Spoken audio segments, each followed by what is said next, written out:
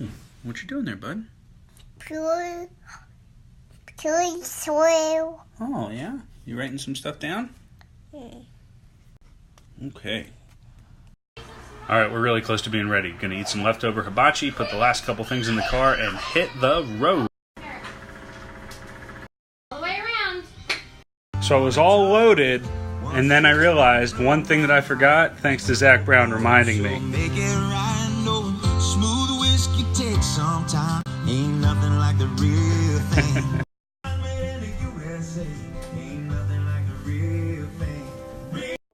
Now we can go. Just topped off the water in the cooling system here again. Took about a liter. That's got me nervous, but hopefully we'll be all right. We'll have to keep an eye on it while we make this drive. Well, here we go. Everybody's in the car. We are packed, well, floor to ceiling with all the stuff it takes to live outside. And yeah, this should be an adventure today, trying to get down there. Hopefully we don't lose too much water in our cooling system. Yeah, here we go. Where are they? There they are.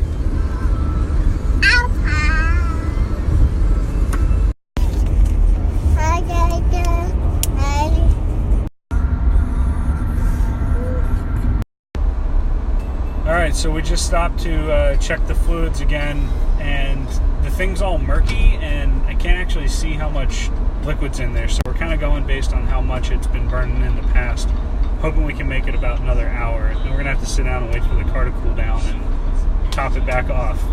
Wish us luck.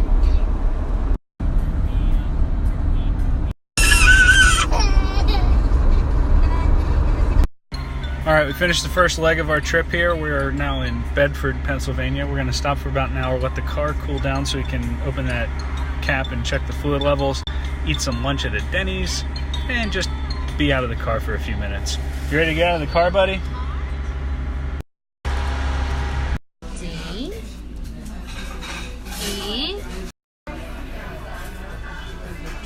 It's raining. Alright, time to pop that coolant open and see how it's looking. First, I'm just going to click the key. Alright, car still says warm, but not super hot, so hopefully we're alright. Well, that wasn't what I was expecting. Hasn't actually gone down at all. So that's really weird. We've driven 200 miles here, and when I did 200 miles last week, it was down over a liter. Now the level hasn't changed at all. So, I don't really know what that means, but I know it's full of coolant, so we're going to keep driving. Maybe city miles are worse than highway for something like that. I've got no idea. Time to ask the Google mechanic.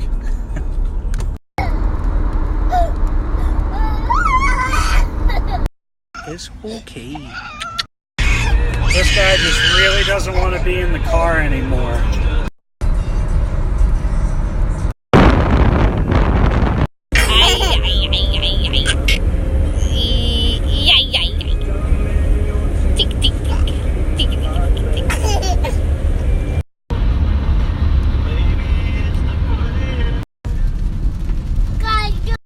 Well, we made it. That's us. It's a little soggy at the moment, but I'm told that's going to stop soon. Trying to scout a good spot to put our tent up. It's raining. Hey, bud. Yeah. You trying to get out? Little spelunking baby. Get back in that car. I got to build a tent. Say hi, Nicole. Hi, Nicole. First things first, let's set up a tent.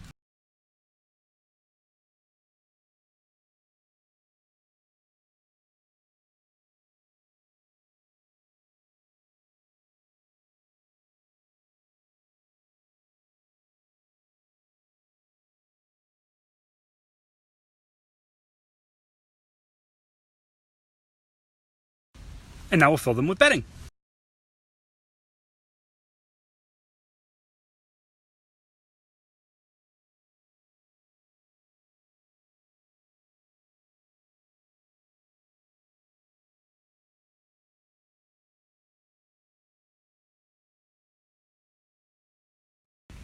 Self-inflating foam-filled sleep pads. These are the best.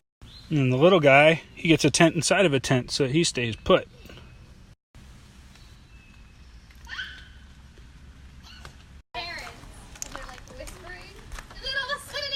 Alright, so just had a really great time catching up with the owner of the campground here. Kind of become old friends.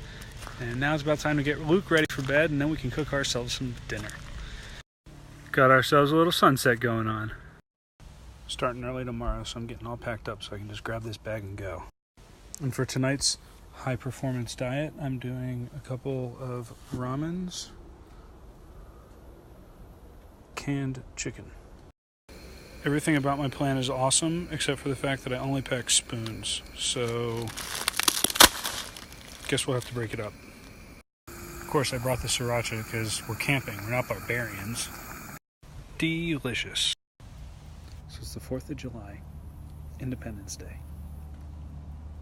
But for me, it has a second and special meaning. Today is the 4th anniversary of me quitting smoking. I made it 4 years now, having quit smoking. It's kind of a weird thing. I still don't like using the word addiction to describe something about myself. I hate what my parents might think, or my wife, or now my students and my kids and everybody else. It's such a bad word. But the truth is, I had an addiction, and now I'm 4 years out of that. The story's not that interesting. I got stressed out in undergrad as a student and used cigarettes as a coping mechanism when I was really worked up. And that led to it becoming a more regular habit, and then throughout grad school, the stress never let up, and I kept using that as the excuse. Looking back, it's kind of funny because, all that it did was give me a 10-minute break, and then guess what? The stress was still there. So it never really solved anything, but it definitely became my crutch. I didn't want to admit that I was addicted. I still don't want to.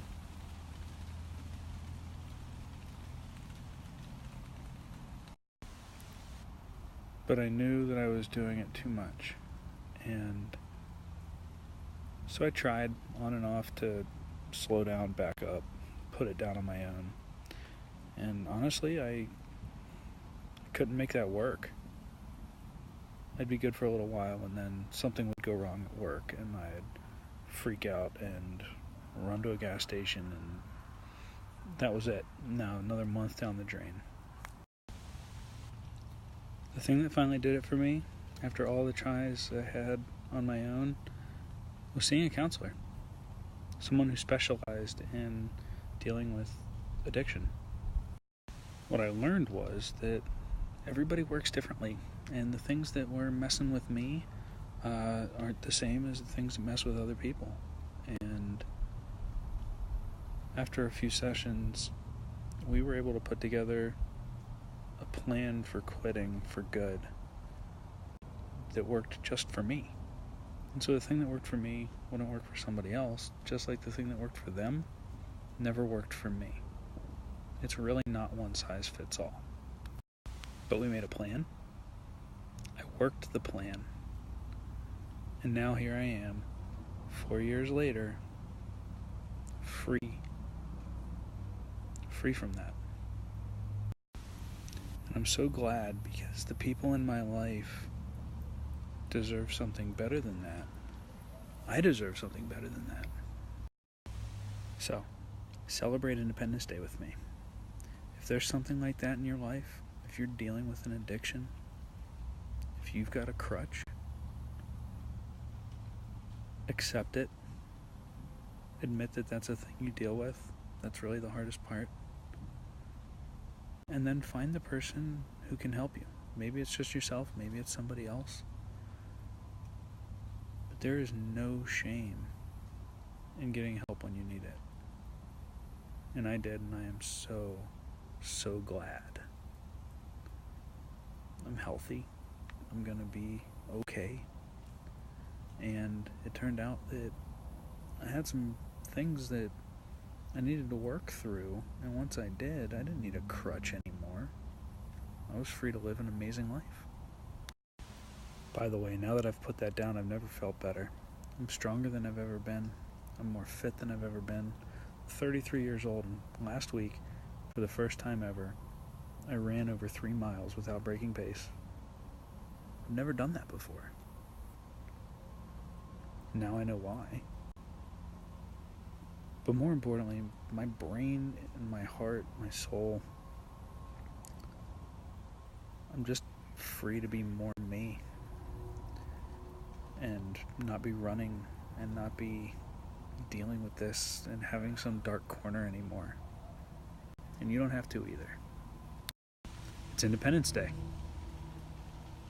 What do you want to be independent from? You can do it.